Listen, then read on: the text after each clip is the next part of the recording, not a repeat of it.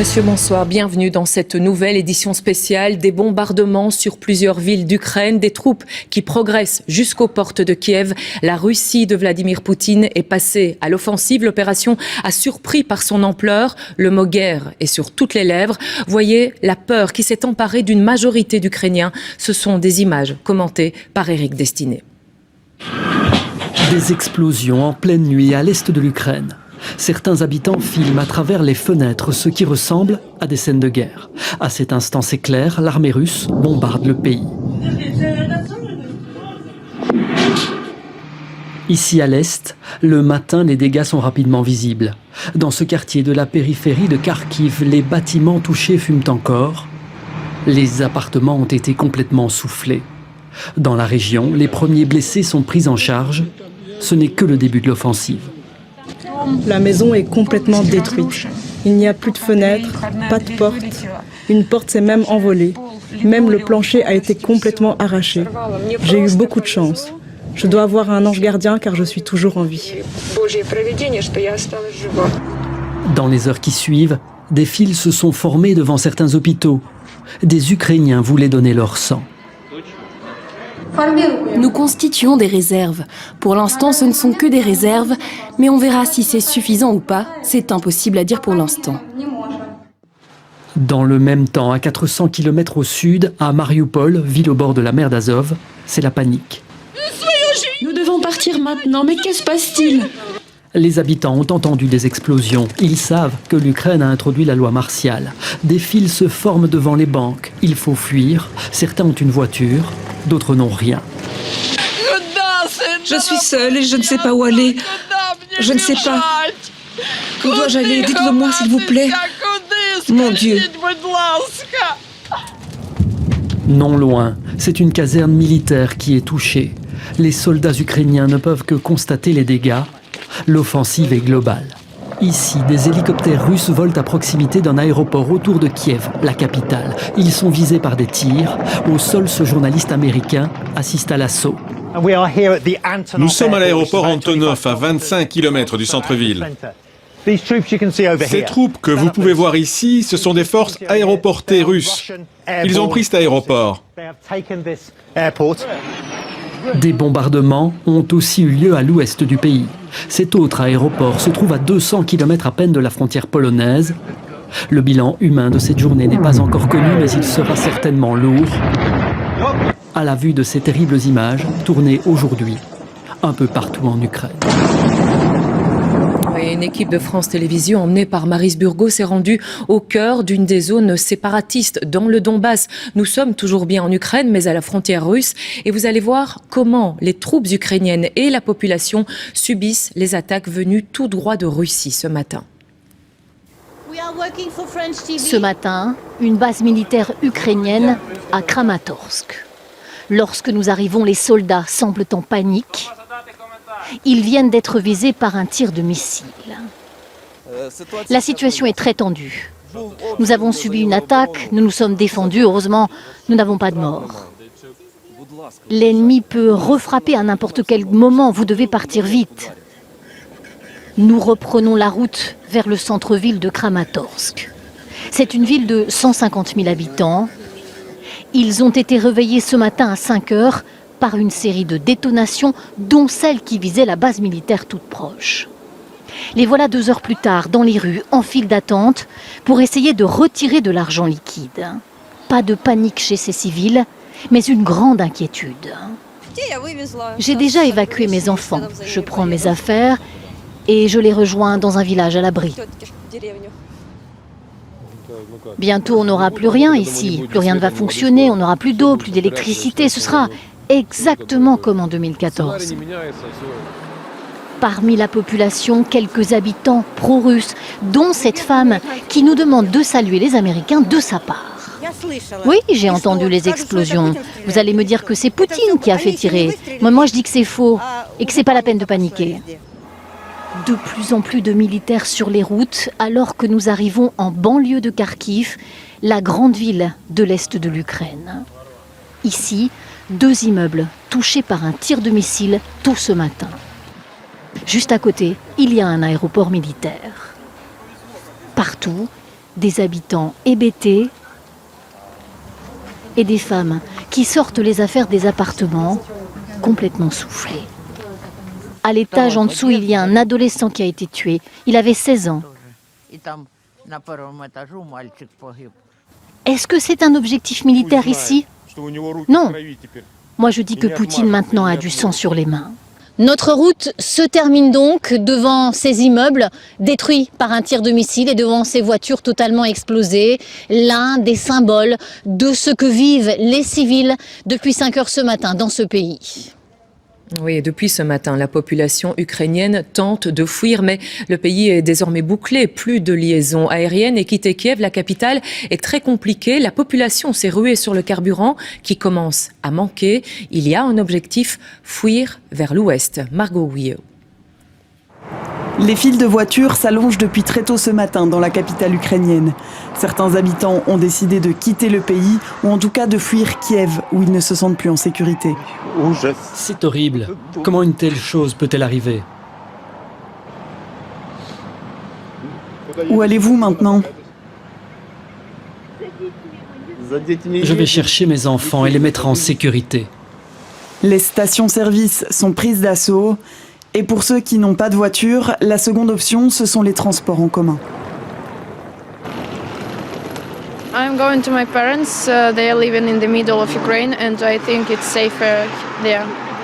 Did you heard in the morning the blasts? No, I haven't heard, but I haven't slept till 4 a.m. because everyone said that at 4 a.m. it's going to start a war. But it was nothing, and I going to sleep, and then my mother called me and said that war is started. Pour les Ukrainiens qui ne quittent pas le pays, une des priorités est de trouver un abri souterrain où s'abriter en cas de bombardement. Dans la capitale, c'est le métro qui est parfois envisagé. Nous avons l'espoir que ça nous sauve parce que le métro est sous la terre. Ça nous sauve. Et là, qu'est-ce que c'est? C'est notre chat. Malgré les bombardements et les troupes russes qui avancent dans le pays, certains habitants veulent tout de même garder espoir. Je pense que notre gouvernement nous défendra. Nos militaires à la frontière qui nous défendent se souviendront que leurs mères et leurs enfants sont ici. C'est effrayant pour nos enfants, pas pour nous. C'est dommage que les gens paniquent comme ça. À partir d'aujourd'hui, le quotidien des Ukrainiens sera rythmé par les bruits et les étapes de ce conflit. Et dans beaucoup de familles ce soir, s'installe l'inquiétude constante de voir arriver de mauvaises nouvelles.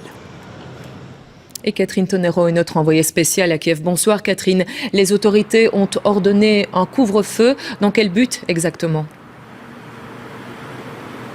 Oui, couvre-feu qui commencera d'ici 2 heures jusqu'à 7 heures le matin. L'objectif, évidemment, c'est de préserver la sécurité des habitants de Kiev. Concrètement, tous les transports en commun vont être stoppés dès 22 heures, mais les stations de métro vont-elles rester ouvertes 24 heures sur 24, et ce pour permettre de servir d'abri en cas de frappe, car la menace de bombardement direct sur la ville de Kiev est bien réelle ce soir. Alors les habitants qui ont pu fuir en voiture l'ont fait, vous l'avez entendu, avec des embouteillages monstres sur toutes les routes menant vers l'ouest. Les autres, s'ils ne sont pas dans des bunkers, sont donc barricadés chez eux. On les voit d'ailleurs de moins en moins à cette heure dehors. Il y avait tout à l'heure beaucoup plus de passages le long de ce boulevard, des personnes qui, pour la plupart, faisaient des courses pour leurs réserves.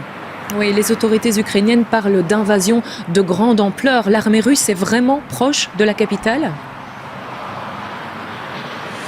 Ce qui est confirmé pour Kiev, en tout cas, c'est la prise par les Russes d'un aéroport militaire situé à environ une quarantaine de kilomètres d'ici. On fait aussi état d'au moins 6 personnes qui ont été tuées à 25 kilomètres d'ici. Alors, depuis tôt ce matin, vous le savez, des explosions ont aussi retenti plutôt en périphérie de la capitale. C'est d'ailleurs ce qui nous avait réveillés à l'aube cette nuit avec l'équipe. Bref, la menace est réellement toute proche de la capitale, et d'ailleurs, l'armée russe vient tout juste de déclarer que cette première journée d'invasion de l'Ukraine était un succès. Catherine Tonero, envoyée spéciale à Kiev. Merci à vous, Catherine. Et avec nous en plateau, Mehdi Kelfat. Bonsoir, Mehdi. Un élément important dans ce conflit, les forces russes se sont emparées d'un lieu tristement célèbre. C'est la centrale nucléaire de Tchernobyl. Oui, c'est un nom qui résonne dans l'histoire de l'Europe, dans l'histoire de l'Ukraine et de l'ex-Union soviétique, puisque c'est là où s'est produit une catastrophe nucléaire sans précédent en 1986. On parlait de cibles militaires prises par les Russes. Il ne s'agit pas du tout d'une cible militaire, donc d'où l'interrogation autour de cette prise de la centrale nucléaire de Tchernobyl. Alors pourquoi cette prise ? Parce que la centrale est stratégiquement bien placée, elle est à 130 km de Kiev, sur une route qui mène vers la capitale Kiev. Et puis c'est une ville, c'est un endroit fort en symbole, une symbolique forte pour les Russes. On a pris Tchernobyl, une symbolique forte pour les Européens. Et puis beaucoup d'inquiétudes aussi. Le président Zelensky est très inquiet, on le serait pour moins. Il redoute des actes de sabotage par rapport aux déchets nucléaires, puisque sont entreposés encore là-bas un certain nombre de fûts radioactifs issus de cette catastrophe de Tchernobyl. Donc on s'interroge beaucoup sur cette prise par les forces russes de la centrale nucléaire de Tchernobyl. Effectivement, merci à vous, Mehdi. Et je vous propose de revenir sur l'annonce même des opérations militaires russes, une annonce tombée en pleine séance du Conseil de sécurité des Nations Unies la nuit passée. L'ONU n'oubliera pas ce moment. Les ambassadeurs discutaient encore de voies diplomatiques pour résoudre la crise lorsque Vladimir Poutine a lancé les hostilités. Marc Mevart et Nathalie Massard. Hier soir, au siège de l'ONU à New York, la réunion extraordinaire consacrée à l'Ukraine avait commencé depuis un peu plus d'une demi-heure, lorsque, coup de théâtre, à 7500 km de là, à Moscou, depuis son bureau au Kremlin, Vladimir Poutine fait une annonce fracassante. J'ai décidé de mener une opération militaire spéciale. Son objectif est de protéger les personnes qui ont été soumises à la torture et au génocide par le régime de Kiev pendant 8 ans. Pour ce faire, nous viserons la démilitarisation et la dénazification de l'Ukraine. Averti en temps réel depuis Kiev, l'ambassadeur ukrainien interrompt alors les discussions et interpelle son homologue russe. Secretary General, because about 48 minutes ago, your president declared the war on Ukraine. So now I would like to ask the ambassador of the Russian Federation to say on the record that at this very moment, your troops do not shell and bomb Ukrainian cities. Sur la défensive, le représentant russe qui présidait la séance martèle qu'il ne s'agit pas d'une opération contre les Ukrainiens, mais il a beaucoup de mal à convaincre. You have a smartphone, you can call Lavrov right now. We can make a pause to let you go out and call him. The Russian president declared the war on the record. Should I play the video of your president? Gifles, mépris, trahison. L'atmosphère de la réunion change vite du tout au tout. President Putin, in the name of humanity, bring your troops back to Russia. In the name of humanity, do not allow to start in Europe what could be the worst war since the beginning of the century. Pas sûr que le président russe se montre réceptif à l'appel, eu égard au déroulé des événements de la nuit dernière et d'une réunion diplomatique qui fera date. Quant au président ukrainien Volodymyr Zelensky, il a affirmé que jamais l'Ukraine n'avait voulu la guerre, mais le pays doit réagir. D'ailleurs, dès ce matin, il appelait la population à prendre les armes. Écoutez. Nous distribuons déjà des armes et nous les distribuerons pour défendre notre pays à tous ceux qui veulent et ont la capacité de défendre notre souveraineté. L'avenir de l'Ukraine dépend de chaque citoyen.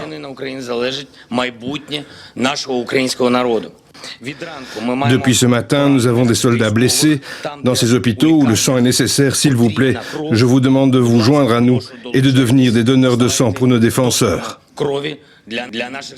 Alors pour bien comprendre la situation, jetons un œil sur une carte avec vous, Annick Capel. Bonsoir, on est vraiment face à une attaque de grande ampleur. Oui, on s'attendait à ce que Vladimir Poutine pénètre en Ukraine par l'est du pays via les zones séparatistes du Donbass que l'on voit ici en orange sur cette carte. Or, qu'est-ce qui s'est passé cette nuit de façon quasi simultanée? C'est une très grande partie du pays qui est touchée avec de nombreux bombardements dans plusieurs villes du pays. Des villes, on devrait voir la carte de ces bombardements, des villes, la voilà, donc de nombreux impacts, des villes qui se trouvent ici à l'est de l'Ukraine, une ville comme Kramatorsk par exemple, un petit peu plus au nord, la ville de Kharkiv qui est la deuxième ville du pays, et puis bien sûr la capitale Kiev également touchée par des bombardements qui se sont étendus jusqu'à l'extrême ouest du pays, comme la ville de Lviv qui se trouve juste à la frontière avec la Pologne. Donc on est clairement face à une attaque de grande ampleur. D'autant que les opérations militaires se jouent aussi au sol.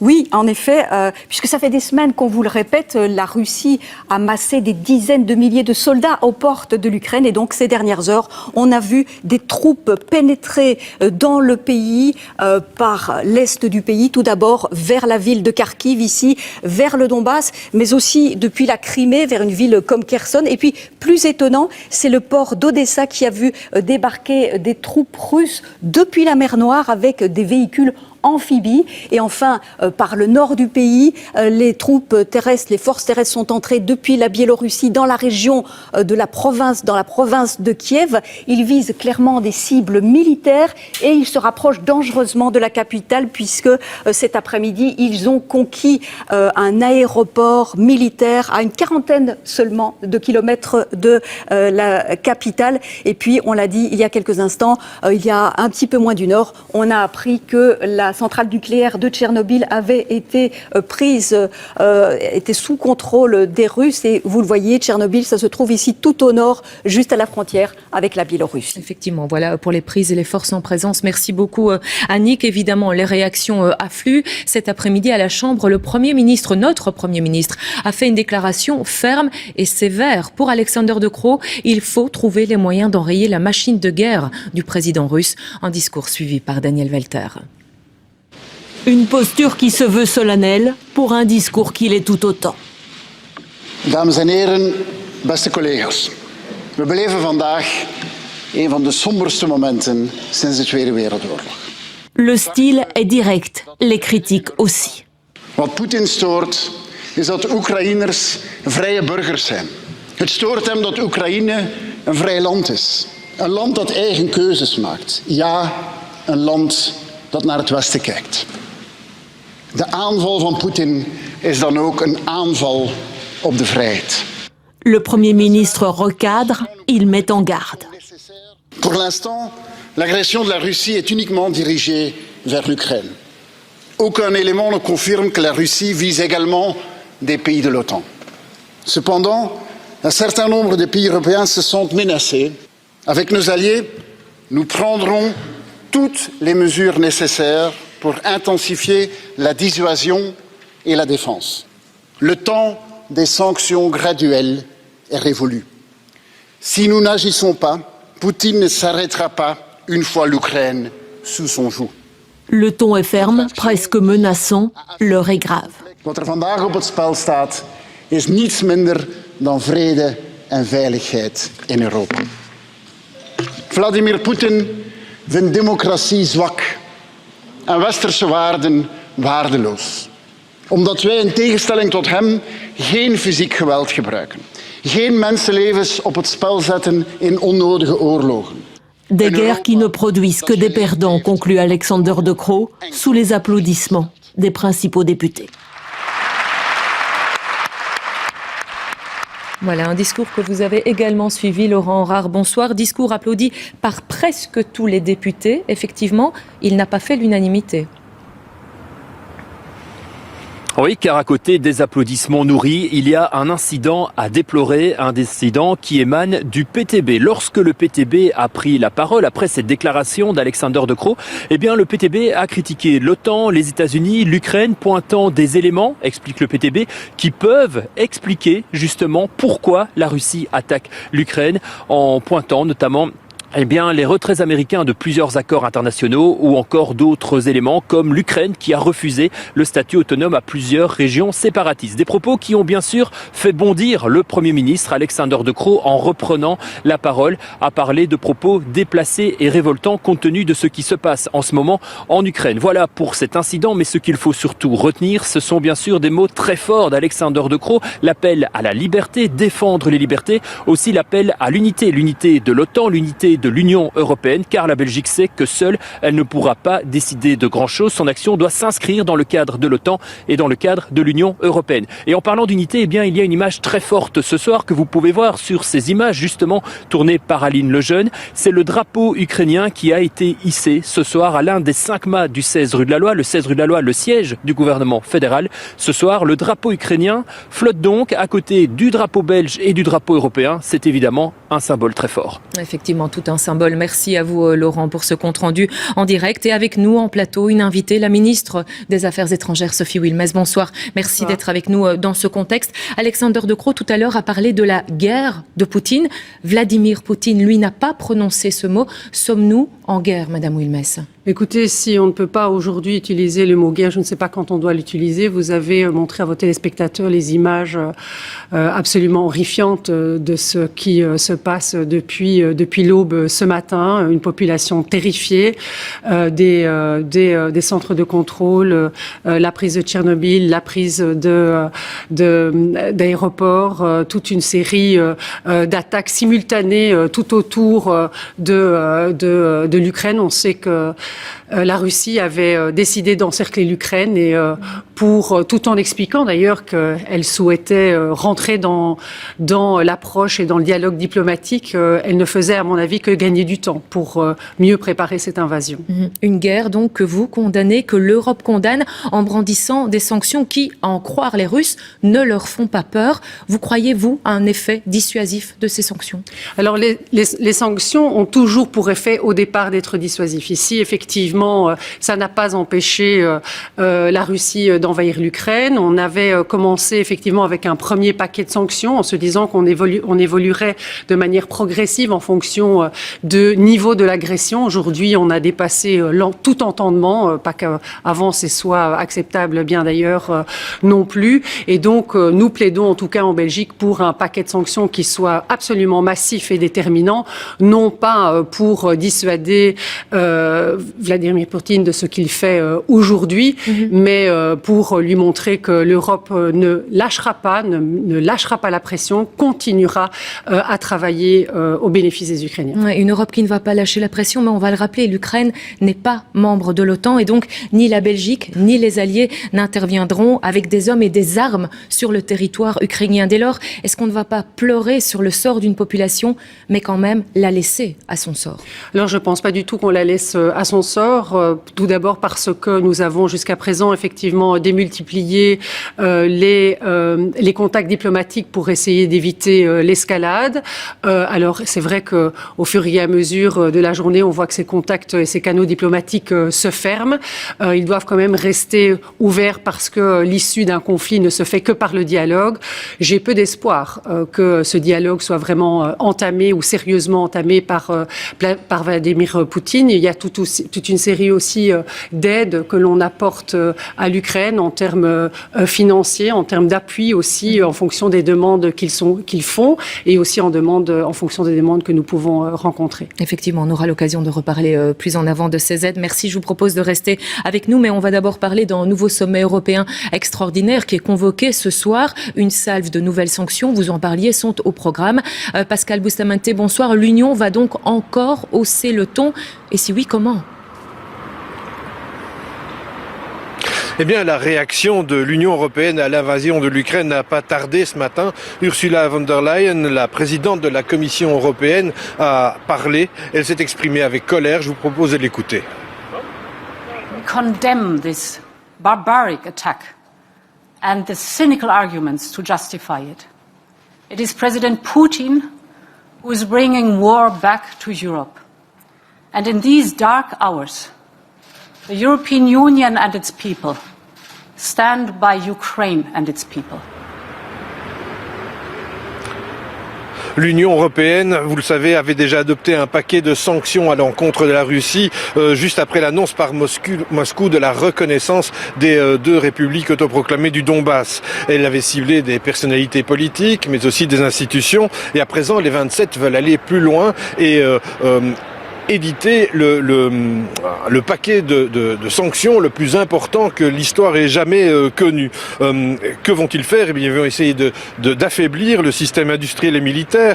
Ils vont geler des avoirs de personnes et d'institutions ici en Union européenne. Alors, vous le savez, l'Europe n'a pas d'armée, elle n'a que des sanctions économiques dans son arsenal, et l'arme la plus lourde de cet arsenal, eh bien, elle est financière.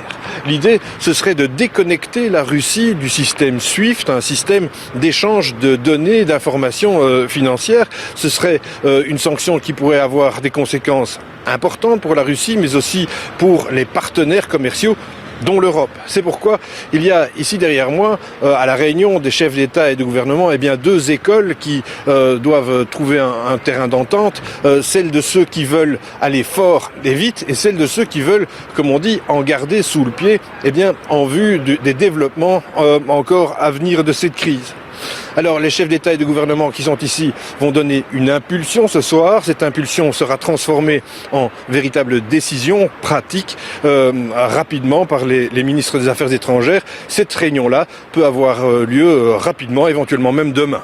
Merci à vous Pascal, on suit ça attentivement évidemment. Nous allons à Moscou à présent rejoindre notre correspondant Jean-Didier Revoin. Bonsoir Jean-Didier. Le maître du Kremlin a aussi décidé d'être maître de la guerre. L'armée russe qualifie ce soir de première victoire, première journée d'invasion de succès. C'est donc un cri de victoire déjà ? Écoutez, un cri de victoire, c'est peut-être un peu tôt pour le dire, mais peut-être que Vladimir Poutine s'attendait à davantage de résistance dans l'offensive qu'il a lancée aujourd'hui. Il est encore trop tôt. Quel général pourrait dire après un jour qu'il a gagné la bataille? Visiblement, ses troupes avancent plus vite que ce qu'il avait prévu, dans la mesure où, il faut le rappeler, Vladimir Poutine est, d'après le porte-parole du Kremlin, Dmitri Peskov, seul à la manœuvre. C'est lui qui a décidé de cette opération, c'est lui qui va décider des aménagements à lui apporter en fonction des résultats obtenus sur le terrain et des opportunités qui se présentent. Il est encore trop tôt pour dire vraiment comment les choses vont se passer. Pour l'instant, effectivement, la Russie semble avoir une longueur d'avance sur l'Ukraine, mais d'un point de vue purement technique, étant donné la composition et l'importance de l'armée russe par rapport à l'armée ukrainienne n'a pas les moyens de résister longtemps à l'armée russe, en dépit des forts renforts de munitions et de matériel reçus au cours de ces dernières semaines de ses partenaires occidentaux, dont Washington est le principal fournisseur. Oui, Jean-Didier, on a aussi reçu des images de Russes de Moscou qui manifestent contre les décisions de leur président, des Russes qui déposent des fleurs devant l'ambassade d'Ukraine. C'est la preuve que tous ne sont pas derrière la politique va-t-en-guerre de Vladimir Poutine ? Alors non, tous ne sont certainement pas derrière une invasion à grande échelle de l'Ukraine. Beaucoup de Russes pensaient que si intervention militaire il y avait, elle serait circonscrite au Donbass et ses alentours pour préserver la sécurité des populations russophones de ces régions séparatistes. On voit depuis ce matin que cette opération est beaucoup plus vaste, qu'elle s'étend à l'ensemble du territoire ukrainien. Et certains Russes avec lesquels j'ai pu discuter me disaient qu'ils avaient honte pour ce que faisait leur président, honte d'attaquer un pays comme l'Ukraine, dont les relations avec la Russie sont très profondes, puisqu'elles remontent au 9e siècle déjà. On a vu aussi à Moscou des zones, la place Pouchkine par exemple, lieu symbolique de rassemblement de l'opposition et des partisans d'Alexeï Navalny, a été bouclé. Preuve que les autorités russes ne veulent pas que des images d'une contestation intérieure fassent le tour du monde en ce moment. Et on apprenait ce soir qu'environ 800 personnes dans tout le pays ont été arrêtées pour avoir participé à des manifestations. Ça reste marginal dans un pays de 140 millions d'habitants. Merci à vous Jean-Didier. Jean-Didier Revoin à Moscou. Avec nous toujours en plateau Sophie Wilmès, merci d'être restée. En territoire ukrainien, en ce moment, vivent environ 233 Belges et leurs familles. On imagine leur inquiétude. Comment aider ces Belges sur place? Comment organiser un éventuel rapatriement d'urgence? C'est possible? Alors la première chose qu'on fait maintenant, c'est effectivement rester en contact, s'assurer qu'on a bien les coordonnées de tout le monde, parce que dans ces situations d'urgence, malheureusement, malheureusement, on a encore des gens qui se manifestent au fur et à mesure de la crise. Premier point. Deuxième point, on s'assure effectivement de rester non seulement en contact avec eux, mais aussi de leur donner des conseils de prudence. À ce stade-ci, nous demandons, et vu l'évolution de la situation pendant la journée, nous demandons aux Belges de rester chez eux, de se protéger. Donc ils ne participent pas à cet exode de la population? Alors rien ne dit qu'ils participent ou qu'ils ne participent pas à cet exode, mais on voit à quel point tout est bouché et que la situation n'est absolument pas sécurisée pour le moment. Et puis nous verrons effectivement au fur et à mesure du temps comment les choses évoluent, comment elles se passent pour la population en général et la population belge aussi. Il faut savoir que notre ambassade est toujours ouverte, on a le personnel essentiel est resté au bénéfice et au service des Belges et je pense qu'il faut le souligner. Les liaisons aériennes, on le sait, ont été coupées. Envoyer un avion de l'armée belge ou un avion civil belge pour aller récupérer ces Belges sur place en terre ukrainienne, c'est hors de question? On n'y est pas du tout. On n'est pas du tout dans ce type de considération pour le moment. Comme vous le dites vous-même, l'espace aérien est fermé, donc il n'y a pas possibilité de pouvoir entamer des vols de manière sécurisée. Vous savez que quand nous procédons à des activités de recherche de nos compatriotes, nous faisons aussi en sorte de le faire dans des conditions les plus sécurisées possibles.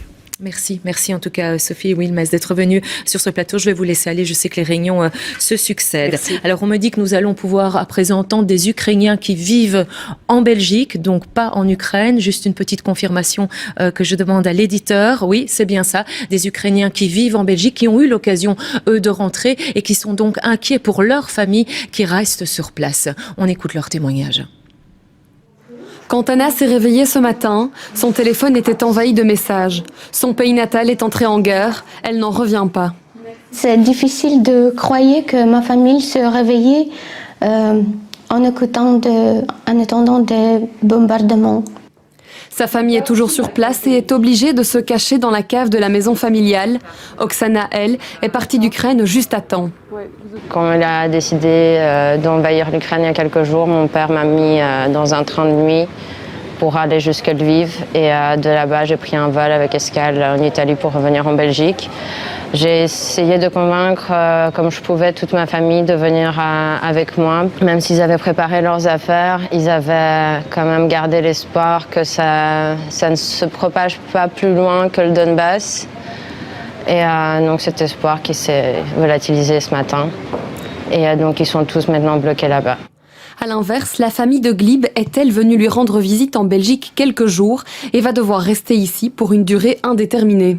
Ma mère et ma petite cousine, ils sont arrivés en Belgique pour visiter nous. Et maintenant, ils ne peuvent pas retourner chez eux parce que la guerre, parce que l'infrastructure d'aéroport est ruinée totalement. Alors qu'il regarde les nouvelles, Glib reçoit un tas de messages, dont un d'adieu qui le marque. C'est mon ami qui a envoyé un petit message pour dire au revoir.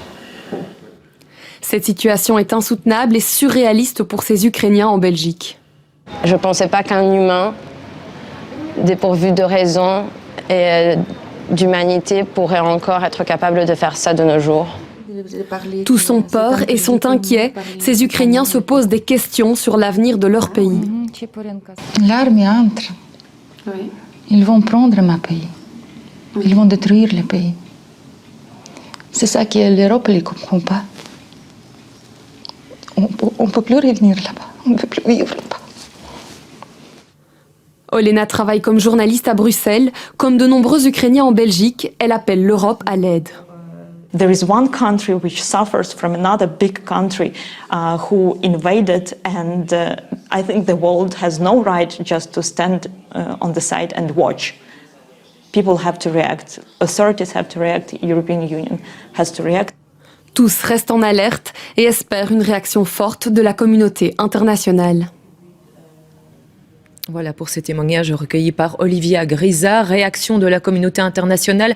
Parlons-en. ONU, OTAN, USA, Europe. Les sanctions brandies sont toujours plus lourdes. Les mots de condamnation toujours plus forts. On voit cela avec Stéphanie Lepage. Depuis Paris et son bureau de l'Élysée, le président français a pris la parole et évoqué un tournant dans l'histoire européenne, une grave atteinte à la paix qui ne restera pas sans conséquences. Les sanctions portées à la Russie seront à la hauteur de l'agression dont elle se rend coupable. Sur le plan militaire et économique, autant que dans le domaine de l'énergie, nous serons sans faiblesse.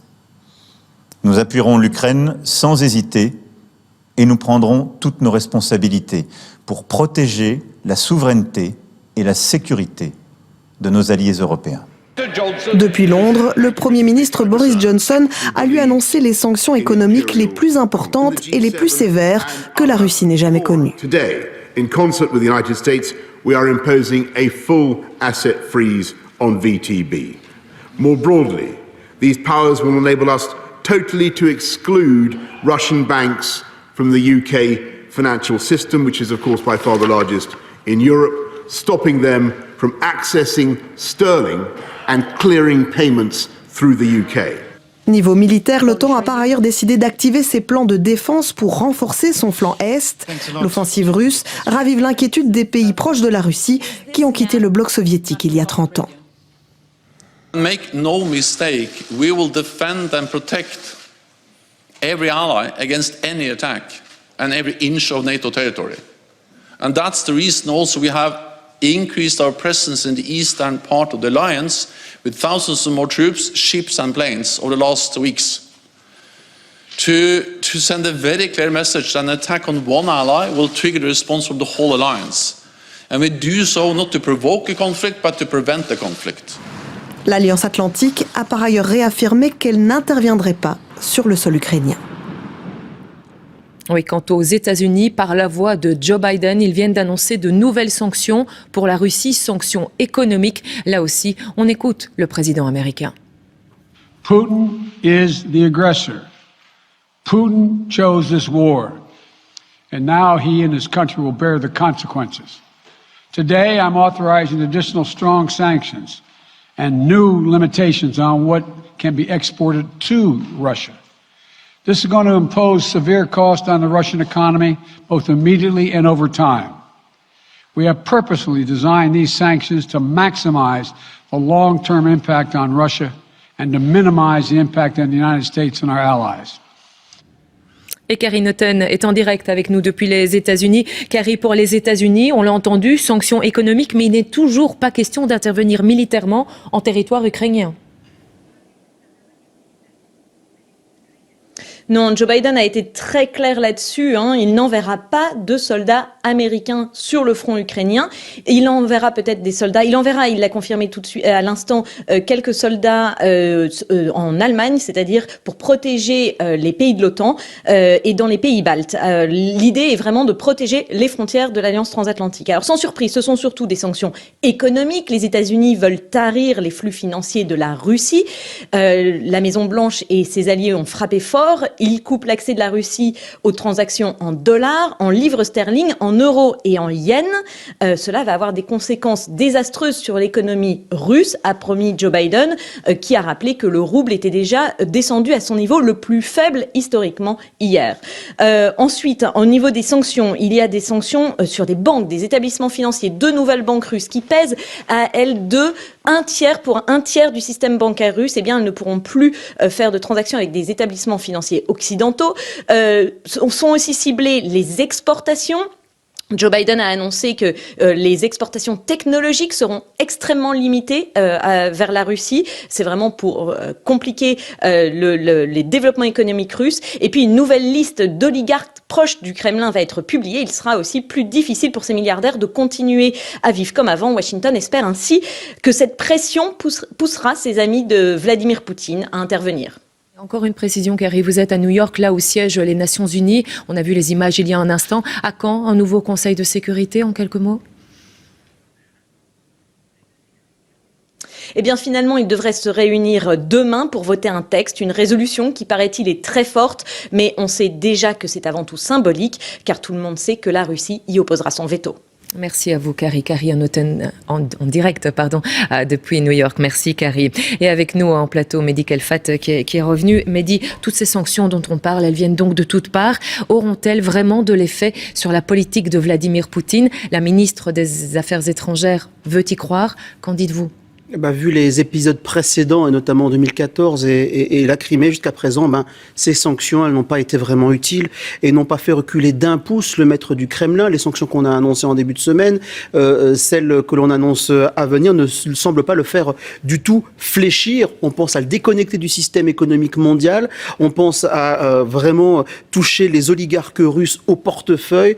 Eh bien, apparemment, non, Vladimir Poutine avance. Et comment étrangler l'économie russe? Comment étrangler la Russie sans nous-mêmes avoir des conséquences économiques chez nous? On peut parler du gaz, on peut parler des exportations et des importations de produits russes. Et puis, vu l'organisation de cette agression face à l'Ukraine, comment elle a été planifiée, on n'imagine pas que Vladimir Poutine n'ait pas prévu ceci, n'ait pas prévu ces sanctions économiques. Les coffres de la Russie sont pleins d'argent, puisque les taux de vente, le prix de vente du pétrole et du gaz sont extrêmement importants depuis pas mal de temps, dont les caisses sont pleines. Et donc, on peut imaginer que Vladimir Poutine met ça dans l'effort de guerre et qu'il a prévu effectivement de passer un mauvais moment pendant les prochaines semaines. Oui, mais avec ces mots et ces actes belliqueux, ne s'est-il pas coupé totalement du reste du monde, peut-être la Chine mise à part? Oui, c'est vrai, parce qu'on lui a tendu la main, on lui a proposé le dialogue, la discussion, et comme réponse, eh bien, ça a été cette intervention ce matin, et effectivement, une guerre ouverte, alors qu'on lui proposait la diplomatie. Olaf Scholz, le chancelier allemand, également le président français, Emmanuel Macron, et on a trouvé en face de nous un président qui est irrationnel, imprévisible, en qui on ne peut pas faire confiance. Et donc, voilà, on pensait qu'il avait positionné ses troupes pour faire peur, avoir ce qu'il voulait. Eh bien non, il a été beaucoup plus loin. Il a franchi la ligne rouge et il est malin. Il a prévu ses arrières, Vladimir Poutine, puisque au tout début des Jeux Olympiques, il a signé un accord économique avec la Chine et peut-être vers la Chine qu'il va tourner maintenant son regard pour ses exportations, notamment ses exportations gazières. Mehdi, la Troisième Guerre mondiale, on n'y est pas, mais on assiste quand même à un tournant dans l'ordre mondial. Alors, on n'est pas du tout dans la Troisième Guerre mondiale, ça c'est clair. Il n'est pas question que l'OTAN intervienne sur le terrain là-bas. Il n'est pas question que la Belgique, la France ou d'autres pays de l'Union européenne interviennent directement sur place. Mais on sait qu'il y a une solidarité vis-à-vis des Ukrainiens, une solidarité d'abord morale. On est à vos côtés moralement, mais aussi d'un point de vue militaire, puisqu'il y a des envois d'armement qui ont été faits, une aide humanitaire qui est anticipée également. Aujourd'hui, on sait qu'il n'y aura pas de confrontation directe avec la Russie parce que les conséquences pourraient être dramatiques. Merci à vous, Mehdi, pour cette analyse en plateau. Je vous propose de repartir à la rencontre des Ukrainiens qui ont tenu à exprimer leurs craintes et à réclamer la fin des combats devant l'ambassade de Russie à Bruxelles. Et puis, ils se sont donné rendez-vous au rond-point Schuman, là où nous rejoignons Laurent Van de Berg. Laurent, les cris de ces Ukrainiens ne résonnent-ils pas dans le vide ? Eh bien, côté des autorités russes, probablement. Mais le groupe vient donc de quitter les institutions russes pour se diriger ici. Plusieurs centaines de manifestants présents avec un groupe qui grandit et des mots qui résonnent. L'hymne national ukrainien au cœur de l'Europe pour se faire entendre. Alors, côté européen, bien sûr, leurs mots résonnent, notamment côté des citoyens. Certains soutiennent, par exemple, des personnes italiennes ou un couple belge qui était présent également dans cette manifestation. Côté belge, il y avait également des députés présents pour entendre ces revendications et soutenir ces manifestants ukrainiens. Nous avons rencontré Nadia, elle est ukrainienne et elle travaille à Bruxelles depuis 10 ans. Alors elle est sous le choc, mais elle n'est pas surprise de cette attaque russe. Je vous propose de l'écouter. Je crois que c'est impossible de ne pas être choqué, ni pour moi, ni pour quelqu'un d'autre dans ce monde civilisé. C'est ce qu'il y a deux choses choquantes. Premièrement, que ça arrive aujourd'hui. Deuxièmement, que oui, après 8 ans de situation de guerre, parce que nous avons eu la guerre, ça n'a pas commencé aujourd'hui, ça fait 8 ans. Et quand tout le monde a prétendu que rien ne se passait, ça c'est choquant. Et s'il arrive à faire ça aujourd'hui, il va faire pire demain. Alors la crainte de l'Ukraine, évidemment, c'est de se retrouver seul face à ce conflit, à laquelle pointe du doigt une menace, eh bien, c'est que cette invasion puisse se poursuivre ailleurs par la suite. vous, Laurent. Un mot à présent du président français. Vous le savez, il a joué un peu en vain les médiateurs dans cette crise. Aujourd'hui, Emmanuel Macron appelle les Français à l'unité. À Paris, nous rejoignons Quentin Warlop. Alors Quentin, cette attaque russe aux portes de l'Union, elle vient un peu chambouler la campagne présidentielle en France. C'est certain, Nathalie, une guerre en temps de campagne, c'est du jamais vu dans l'histoire de la France, d'autant que le président français Emmanuel Macron n'est pas encore officiellement candidat. Son exercice diplomatique au service de la paix est un échec entre la Russie et l'Ukraine, mais ça lui permet en tout cas de se maintenir au-delà de la mêlée, au-dessus de tous les candidats à l'élection présidentielle. C'est une logique de distinction, si vous voulez. Il y a lui, le chef des armées, et puis les autres, et ça lui permet de jouer en sa faveur, peut-être dans les prochaines semaines. D'autant que plusieurs autres candidats ont tenté de chercher le soutien de la Russie, Jean-Luc Mélenchon, Éric Zemmour ou encore Marine Le Pen. Rappelez-vous qu'elle avait emprunté 10 millions d'euros en 2014 dans une banque russe pour sa campagne. Elle avait rencontré Vladimir Poutine en 2017 en Russie. Tous les trois pourraient bien payer l'addition électorale au profit du président sortant Emmanuel Macron à Bruxelles ce soir et à l'Elysée ici demain où il rencontrera Nicolas Sarkozy et François Hollande. Une tradition républicaine de consulter les anciens présidents en cas d'actualité majeure. Vous dire encore qu'à 46 jours du premier tour de l'élection, Nathalie, le débat politique ici est complètement gelé et il le sera encore pour au moins plusieurs jours. Merci à vous, Quentin. Revenons à présent au cœur de ce conflit parce qu'il a aussi d'ores et déjà des répercussions économiques. Les marchés boursiers dégringolent, le cours des matières premières explose. Bonsoir Simon Bourgeois, ce sont les coûts de l'énergie en particulier qui s'affolent. Ah oui, les prix ont littéralement décollé aujourd'hui, prix du gaz, prix de l'électricité, prix du pétrole, et c'était très vite. Dans les minutes qui ont suivi l'intervention russe la nuit dernière, on a vu les prix grimper sur les marchés. Ça a duré comme ça toute la journée. Les prix du gaz, par exemple, ont augmenté aujourd'hui de 50%. Ça veut dire que sur les marchés de gros, ce soir, le gaz coûte 50% plus cher qu'hier soir. Même dynamique sur le marché du pétrole, où le baril de pétrole brut a passé la barre des $100. C'est beaucoup, hein. Ça faisait 8 ans, en fait, que le pétrole n'avait plus coûté si cher. Avec des conséquences directes pour nous, les prix vont augmenter à la pompe ? Ah oui, ça aura des conséquences directes, ça on n'y coupera pas. Et assez vite, hein, d'ici samedi, les prix à la pompe vont augmenter de 4-5 cents le litre, alors que les prix sont déjà très élevés aujourd'hui. Donc ça vient rajouter une couche supplémentaire et ça pourrait continuer comme ça. On pourrait tout à fait réalistement imaginer dès la semaine prochaine, si le conflit continue en Ukraine, un litre de Super 98 à la pompe chez nous à 2 €. Ce serait un record absolu en Belgique. Le prix du mazout de chauffage aussi augmente. Donc attention si vous voulez remplir votre cuve. Cela dit, pour pas faire trop catastrophiste quand même, il n'y a aucun risque de pénurie parce qu'en réalité, on a bien d'autres fournisseurs de gaz, de pétrole que la Russie. Donc on pourrait se tourner vers le Moyen-Orient, vers la Norvège. Donc il y aura toujours de l'essence et du diesel à la pompe. Très cher, certes, mais il y en aura toujours. Il y en aura toujours. Il faut dire aussi que même des matières premières comme le blé voient leur prix s'envoler. Ben oui, parce que l'Ukraine, c'est un gros producteur de blé. On dit souvent que c'est le grenier de l'Europe. Cela dit, sur ces marchés-là, les mécanismes de prix sont très différents. On ne voit pas le prix du pain qui change tous les jours à la boulangerie comme c'est le cas pour l'essence. Donc effectivement, à long terme, ces prix, les prix du pain, les prix des pâtes, de tout ce qui est à base de céréales pourraient augmenter. C'est ce que craignent déjà aujourd'hui les producteurs belges, mais ce serait dans plusieurs semaines, ce serait des augmentations assez légères. C'est pas nécessaire de se ruer à la boulangerie ou au magasin pour faire des réserves. Voilà, pas comme pour les prix de l'énergie. Merci en tout cas Simon pour toutes ces informations très concrètes. Et voilà donc pour cette page importante consacrée au conflit en Ukraine. Nous allons encore en parler avec la ministre de la Défense. C'est notre invitée dans Jeudi en prime. Mais d'abord quelques informations belgo-belges. Et la première concerne la gestion des gravats ramassés par milliers lors des inondations de juillet dernier. Une bonne nouvelle, les quelques 140 000 tonnes de déchets encore rassemblés le long d'autoroutes sont tous évacués. Par contre, chaque jour, de nouveaux déchets sortent encore des zones sinistrées. Voyez ce reportage à Liège et le long de la Vesdre de Paromita Huitard, Gilles Larondel, Jérôme Deneville et Benjamin Verpoorten. Une autoroute déserte. La 601 est redevenue une voie abandonnée. Une image qui contraste avec celle-ci, le même endroit quelques mois plus tôt. Des tonnes de déchets sont stockés en attendant d'être traités. Il aura fallu 8 mois pour tous les revaloriser. Tous ces déchets, ils ont été évacués petit à petit vers des centres de tri et de valorisation. Donc pour la plupart, ils ont été valorisés, ils ont été recyclés. On totalise quand même 70% de déchets recyclés. Pour les 30% restants, ils ont tout simplement été brûlés pour produire notamment de l'énergie. Ce stockage, c'était une solution d'urgence. Au lendemain des inondations, la quantité de déchets à évacuer est immense. Les camions se succèdent un toutes les 2 minutes, avec dans les bennes la vie des sinistrés.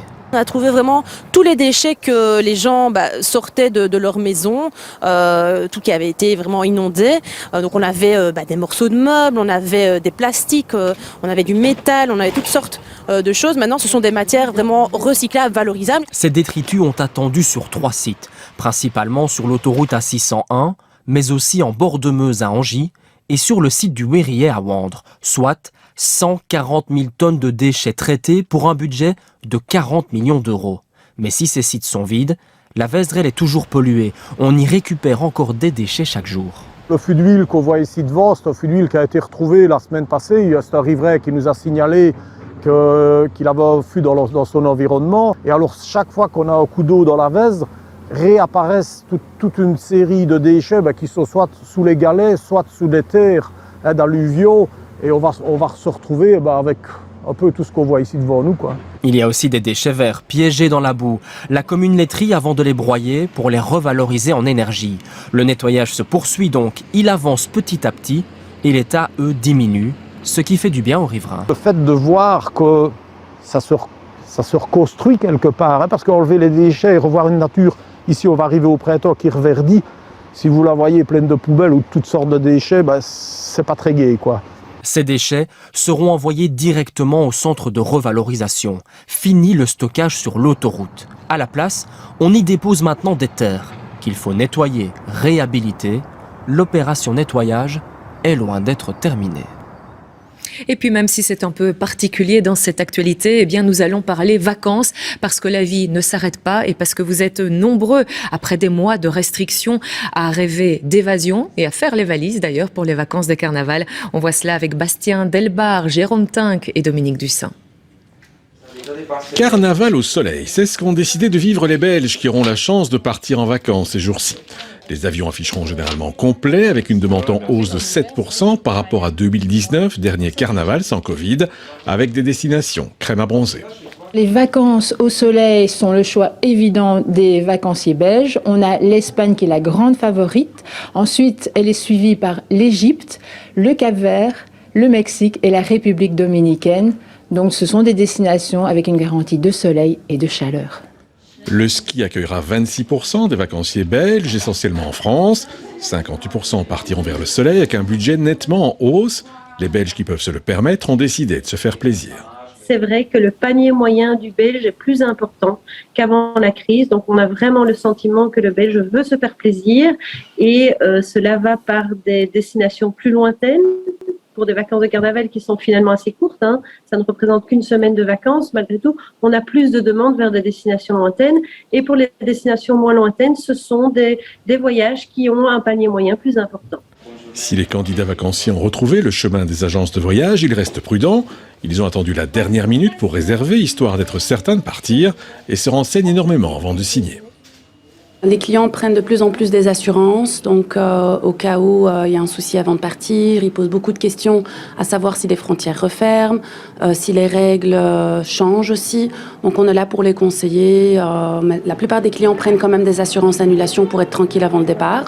Reste qu'un grand nombre de Belges ne voyagera ni pour Carnaval ni à une autre période de l'année, la crise étant là pour beaucoup. Une étude publiée aujourd'hui montre que plus d'un Belge sur 5 n'a pas les moyens de prendre des vacances hors de son domicile. Cela monte même à 30% en Wallonie. Et voilà qui referme ce journal, mais restez avec nous dans quelques instants. L'interview de jeudi en prime, notre invité, c'est la ministre de la Défense. Rendez-vous avec Ludivine de Donder et François de Brigode.